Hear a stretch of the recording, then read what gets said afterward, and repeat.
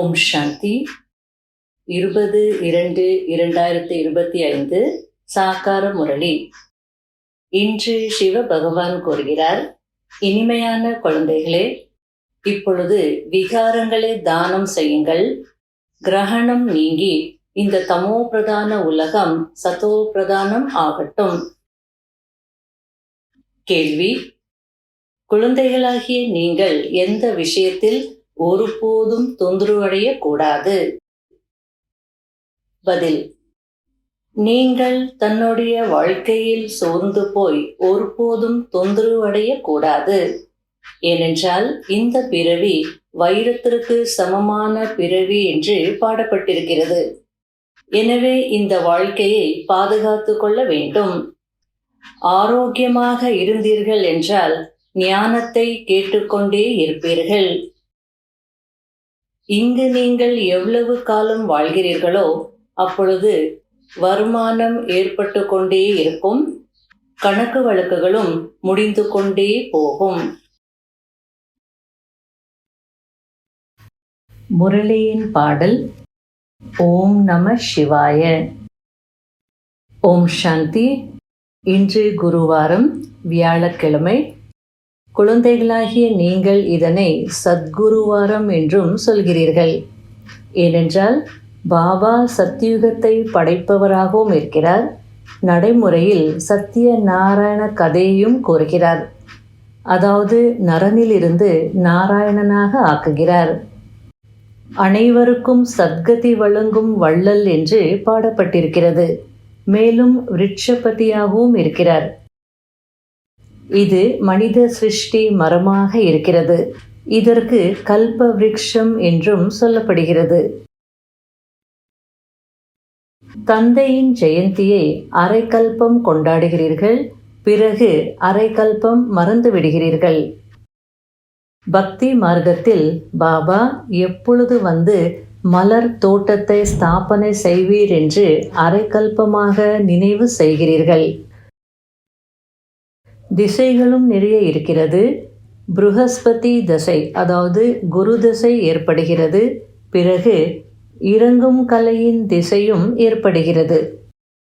இந்த நேரம் பாரதத்திற்கு ராகுவின் கிரகணம் பிடித்திருக்கிறது. சந்திரனுக்கும் கிரகணம் பிடிக்கிறது. அப்போது தானம் செய்தால் கிரகணம் நீங்கும் என்று சொல்கிறார்கள். அதாவது பக்தியில அந்த சந்திரனுடைய ஆதிக்கம் இருந்தது அப்படின்னா, சந்திரன் உச்சத்தில் இருக்கிறார், சந்திரன் நீச்சத்தில் இருக்கிறார் அப்படிலாம் சொல்கிறாங்க இல்லையா? அந்த மாதிரி ஆத்மாக்களுக்கு என்ன சொல்லுவாங்க அப்படின்னா, சந்திர கிரகணம் ஏற்படும் போது நீங்கள் தானம் செய்யணும், அப்போ தான் அந்த கிரகணத்திலேருந்து நீங்கள் விடுபடுவீங்க அப்படின்னு சொல்லுவாங்க. இந்த பஞ்ச விகாரங்களை தானம் கொடுங்கள், கிரகணம் நீங்கும் என்று தந்தை கூறுகிறார். பொதுவாக கிரகணம் பிடிச்சிருக்குன்னு தானம் செய்யணும். இங்கே பாபா ராகு கிரகணம் பிடிச்சிருக்கு, அதனால இந்த 5 விகாரங்களை நீங்கள் தானம் செய்யுங்க அப்படின்றார். இப்பொழுது முழு உலகத்திலும் பஞ்ச தத்துவங்களுக்கும் கிரகணம் பிடித்திருக்கிறது. பாபா ஒவ்வொரு 5000 ஆண்டுகளுக்கு பிறகு நமக்கு ஞானத்தை சொல்ல வருகிறார் என்று ஆத்மாவுக்கு இப்பொழுது குஷி ஏற்படுகிறது. ஆத்மாக்கள் கடலின் அருகில் வந்து தாரணை செய்து பிறகு சென்று மற்றவர்களுக்கு சொல்ல வேண்டும். இல்லை என்றால் மற்றவர்களுக்கு எப்படி நன்மை செய்ய முடியும்? யோகம் மற்றும் ஞானம் நிறைந்த ஆத்மாக்களுக்கு மற்றவர்களுக்கு புரிய வைக்க வேண்டும் என்ற ஆர்வம் இருக்கும். இப்பொழுது நீங்கள் ஈஸ்வரிய சம்பிரதாயத்தினராக இருக்கிறீர்கள், பிறகு தெய்வீக சம்பிரதாயத்தினராக ஆகுவீர்கள். இந்த நேரம் எதிர்காலத்திற்காக உங்களுடைய அனைத்து மன விருப்பங்களும் நிறைவேறுகிறது. மனிதர்களுக்கு விருப்பங்கள் இருக்கும் தானே? உங்களுடைய அனைத்து விருப்பங்களும் நிறைவேறுகிறது. பொதுவாக உலகத்தில் எல்லாருக்குமே ஆசைகள் இருக்கும். ஆனால் எல்லா ஆசைகளும் நிறைவேறுமா தெரியாது, கொஸ்டின் மார்க். அதுக்கு பாபா சொல்லிட்டுருக்கிறார். இப்போ உங்களுக்கு எந்த மாதிரி நேரம் நடந்துகிட்ருக்கு தெரியுமா? உங்களுடைய எல்லா ஆசைகளும் நிறைவேற போகிறது. இந்த உலகத்தில் இல்லை, எதிர்காலத்தில் அப்படின்றார். ஏன் அப்படின்னா இது அசுர உலகமாக இருக்கிறது. இங்கே நம்முடைய ஆசைகள் எல்லாம் நிறைவேறாது, ரூலே இல்லை. சத்தியுகம் அப்படின்னா எல்லாமே முறைப்படி நடக்கும், அங்கே எல்லாமே நல்லா இருக்கும். இன்றைய காலத்தில் பாருங்கள், எத்தனை குழந்தைகளை பெற்றெடுக்கிறார்கள். சத்தியுகத்தில் கிருஷ்ணருடைய ஜென்மம் எப்படி நிகழும் என்ற காட்சி குழந்தைகளாகிய உங்களுக்கு காட்டப்பட்டிருக்கிறது. அங்கு அனைத்தும் விதிபூர்வமாக நடக்கும். துக்கத்தின் பெயரே இருக்காது. அதற்கு சுகதாமம் என்று சொல்லப்படுகிறது. சிவபாபாவை நினைவு செய்யுங்கள் என்று சின்ன குழந்தைகளுக்கும் கற்றுக் கொடுங்கள். இதுதான் கலப்படம் இல்லாத நினைவு. ஒரு சிவனுடைய பக்தி செய்வதுதான் சதோபிரதான பக்தி. பிறகு தேவதைகளை நினைப்பது சதோநிலை பக்தியாகும்.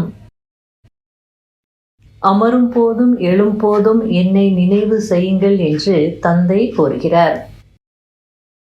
தந்தை இப்பொழுது ஞாபகப்படுத்துகிறார். ஹே துக்கத்தை நீக்கி சுகம் கொடுக்கக்கூடியவரே, வாருங்கள், எங்களை துக்கத்திலிருந்து விடுவியுங்கள், காப்பாற்றுங்கள், சாந்தி தாமத்திற்கு அழைத்து செல்லுங்கள் என்று நீங்கள் நினைத்து வந்தீர்கள்.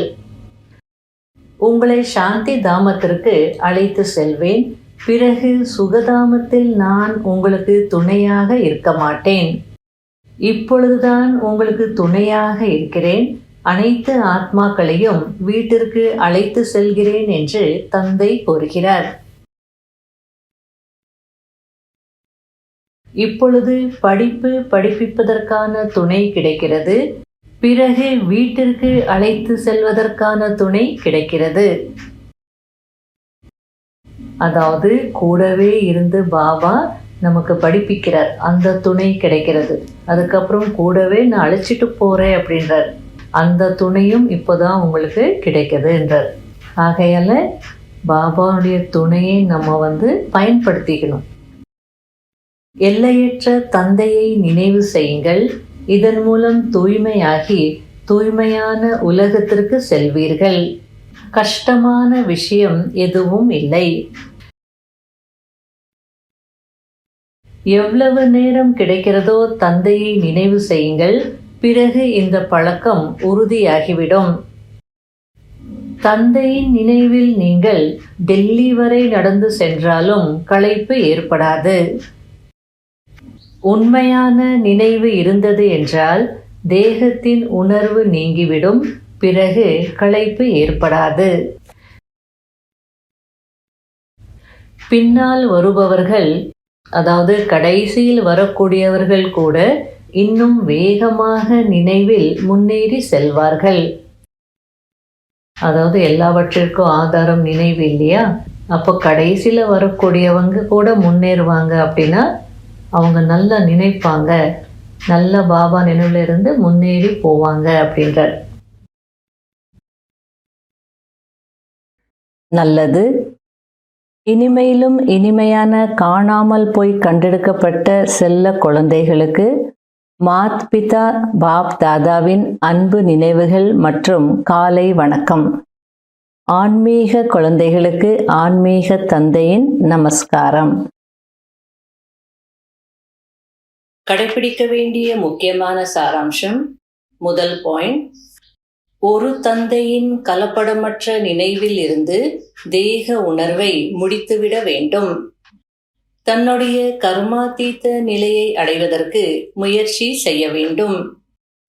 இந்த ஷரீரத்தில் இருந்து கொண்டே அழியாத வருமானத்தை சேமிக்க வேண்டும். இரண்டாவது பாயிண்ட், ஞானம் நிறைந்த ஆத்மாவாகி மற்றவர்களுக்கு சேவை செய்ய வேண்டும். தந்தையிடம் கேட்டதை தாரணை செய்து மற்றவர்களுக்கு சொல்ல வேண்டும். 5 விகாரங்களை தானம் செய்து ராகுவின் கிரகணத்திலிருந்து விடுபட வேண்டும். வரதானம், ஒரு வழி மற்றும் ஒரே சீரான மனநிலை மூலம் நிலத்தை பலன் கொடுக்கக்கூடியதாக ஆக்கக்கூடிய தைரியமானவர் ஆகுங்கள். எப்பொழுது குழந்தைகளாகிய நீங்கள் தைரியமானவராகி குழுவில் ஒரு வழி மற்றும் ஒரே சீரான மனநிலையில் இருப்பீர்களோ அல்லது ஒரே காரியத்தில் ஈடுபட்டிருப்பீர்களோ அப்பொழுது தானும் சதா மகிழ்ச்சியுடன் இருப்பீர்கள். மேலும் நிலத்தையும் பலன் கொடுக்கக்கூடியதாக ஆக்குகிறீர்கள். இன்றைய காலகட்டத்தில் விஞ்ஞானத்தின் மூலம் இப்போதே விதை விதைக்கிறார்கள், இப்போதே பலன் அடைகிறார்கள். அதுபோல் சைலன்ஸ் சக்தியின் மூலம் சகஜமாக மற்றும் தீவிர வேகத்தில் வெளிப்படுதலை பார்ப்பீர்கள். சயின்ஸ் சக்தினால உலகத்துல என்னென்ன சாதனை செய்துட்டு இருக்காங்க. இப்போவே விதைக்கிறாங்க, உடனே அது முளைச்சி வரக்கூடிய இதெல்லாமே கண்டுபிடிச்சிருக்காங்க. அப்படி இருக்கும்போது சைலன்ஸ் சக்தி சகஜமாக தந்தையை தீவிர வேகத்துல வெளிப்படுத்த முடியாதா? ஆகையால சைலன்ஸ் சக்தி அதிகரிங்க அப்படின்றார். சுயம் தடையற்றவராகி ஒரு பாபாவின் அன்பில் மூழ்கி ஒரு வழி ஒரே சீரான மனநிலையில் இருந்தீர்கள் என்றால் மற்ற ஆத்மாக்கள் தானாகவே உதவியாளர்கள் ஆகுவார்கள். பூமியும் பலன் கொடுக்கக்கூடியதாகிவிடும். ஸ்லோகன்: யார் அபிமானத்தை பெருமிதம் என்று நினைக்கிறார்களோ அவர்கள் பணிவானவராக இருக்க முடியாது.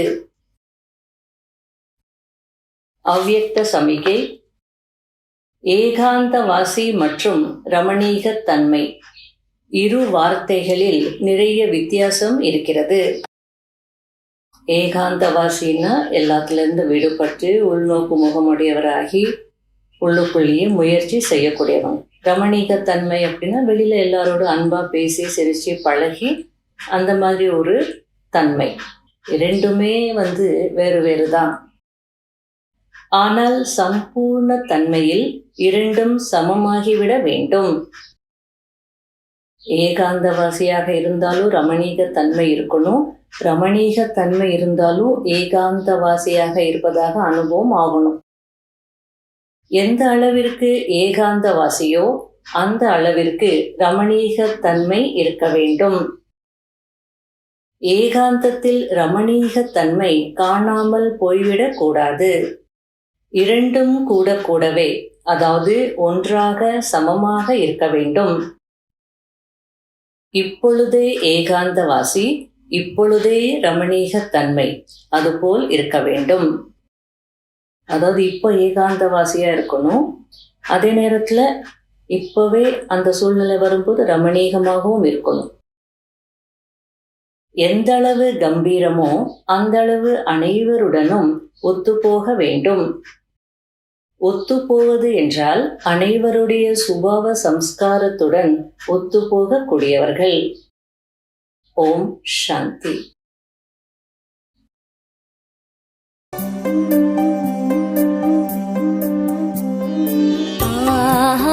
எனது பாக்யமே பாபா உன் அன்பு கிடைத்ததே.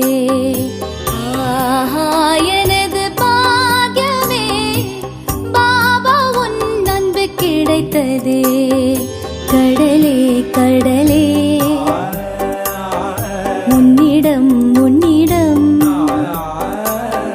கடலே கடலே உன்னிடம் உன்னிடம் ஒரு துளி அடைந்ததே. புதிய வாழ்வு மலர்ந்ததே. எனது பாக்யமே பாபா உன் அன்பு கிடைத்ததே.